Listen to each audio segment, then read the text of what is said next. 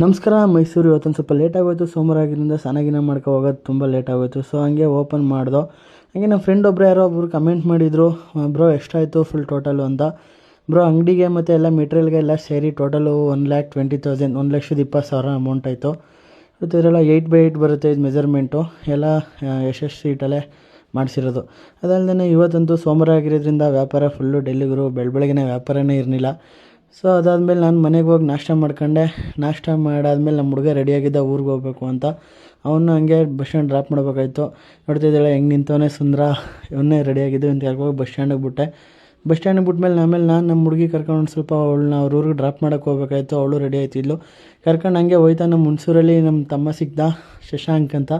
ನನಗೆ ಅವನು ಮಾತಾಡ್ಸ್ಕೊಂಡು ನೋಡ್ತಿದ್ರಲ್ಲ, ಇವರಂತೂ ನಿಮಗೆಲ್ಲ ನೆನಪಿರುತ್ತೆ ಬಸ್ಲಾಪುರ ಅಂತ. ಯಾರು ನೆನಪಾಯ್ತಾರೆ ಗೊತ್ತಾಯ್ತಲ್ಲ, ಬಸ್ಲಾಪುರ ಅಂದರೆ ಫುಲ್ ಫೇಮಸ್ ಆಗಿದ್ರು ಒಂದು ಟೈಮಲ್ಲಿ.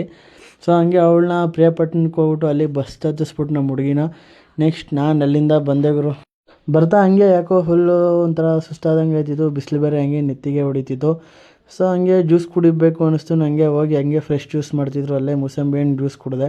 ಅದಾದಮೇಲೆ ನೆಕ್ಸ್ಟು ನಮ್ಮ ದೊಡ್ಡಮ್ಮವ್ರ ಮನೆಗೆ ಹೋದೆ. ಅಲ್ಲಿ ಅವರು ಎಳ್ಳೀರು ಕಳಿಸ್ತಿದ್ರು. ಇವ್ನು ನೋಡಿ ಸುಂದರ ಅಲ್ಲಿಂದ ಬಂದು ಇಲ್ಲಿ ಎಳ್ಳೀರು ಕೊಚ್ತವನೆ. ನಾನು ಹಂಗೆ ಎಳ್ಳೀರು ಕುಡ್ಕೊಂಡು ಸ್ಕೂಲ್ಗೆ ಟೀ ಕೊಡಬೇಕಾಯ್ತು. ಟೀ ತಗೊಬಂದೆ. ನೋಡ್ತಿದ್ರಲ್ಲ, ಇದೇ ಸ್ಕೂಲ್ ಅದು. ನೆಕ್ಸ್ಟ್ ನೀರು ಖಾಲಿ ಆಗಿತ್ತು ಅಂತ ನೀರು ಇಟ್ಕೊಳಕ್ಕೆ ಬಂದೆ ಗುರು. ಇದು ನಮ್ಮ ಇಲ್ವಾಲ್ದಲ್ಲಿರೋದು ವಾಟರ್ ಸಪ್ಲೈದು.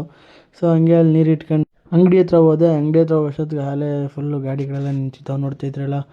ಹಂಗೆ ನೈಟ್ ಹೊತ್ತು ಸುಮಾರು ಒಂದು 2-3 ಗಾಡಿ ಬಂದು ಅವ್ರಿಗೆಲ್ಲ ಟೀ ಮಾಡಿಕೊಟ್ಟು ಅವತ್ತಿನ ಬ್ಲಾಗ್ ಮುಗಿಸ್ತಾ ಇದ್ದೀನಿ. ಇದೇ ಥರ ಲೈಕ್ ಮಾಡಿ, ಫಾಲೋ ಮಾಡಿ, ಶೇರ್ ಮಾಡಿ. Thank you. ಬಾಯ್.